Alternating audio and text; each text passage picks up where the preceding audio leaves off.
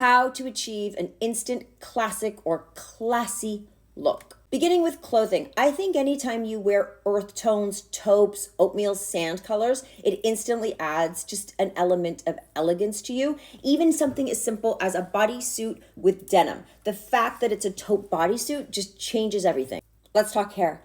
Tying your hair back in a low, smooth, side-parted pony or low bun adds instant class, instant sophistication. I like to use little silk scrunchies for this because, again, we're going for a really classic, elegant look. You just tie it back like so, and then always use some type of finishing product just to give a little bit of smoothness and take away flyaways. Jewelry. David Yurman is my go-to for that timeless, elegant look. I love how it's gold and silver metals mixed. You can stack them, and even in a stack of jewelry, you look elegant.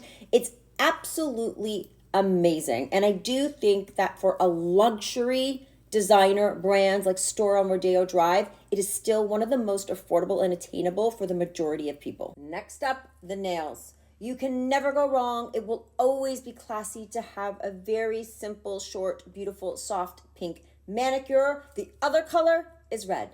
Baby pinks and reds.